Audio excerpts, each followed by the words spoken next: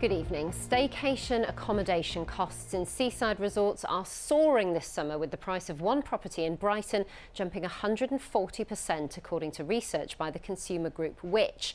Its snapshot survey of booking sites, including Airbnb, reveals the cost of stays in England for July and August is on average 35% higher than last summer. But one property in Brighton has the biggest markup, from £53 to £127 a night.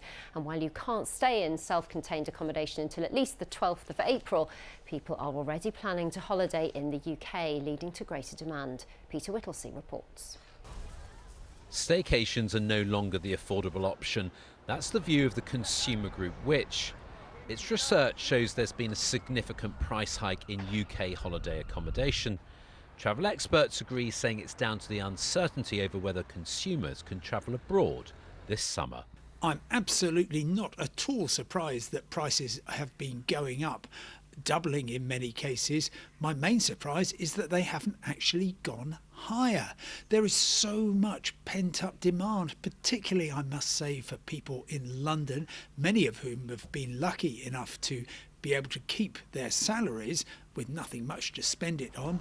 Brighton was highlighted as the location where costs had soared, but the owner of this hotel claims it's self-catering accommodation, not traditional hotels, that have drastically increased prices. I do believe that it is definitely the self-catering and the Airbnb prices that have jumped to nearly double, especially that window where we can't have guests between the 12th of April and the 17th of May, where they basically have the monopole of all the bookings because people are not allowed to stay in hotels or B&Bs.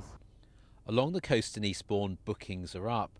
Many hotels have only been open 3 months in the last year, so hoteliers say moderate price rises are needed to ensure their businesses survive. The hospitality businesses in Eastbourne and the hotels and guest accommodation are not following the trend that I've seen in other towns where they're really racking the prices up.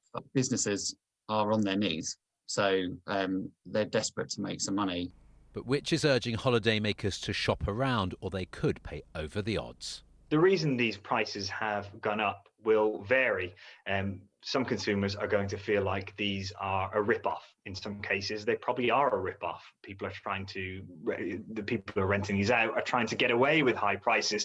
The Home Holiday Association, which represents the owners of self-catering accommodation, says price rises are inevitable, but consumers shouldn't be exploited.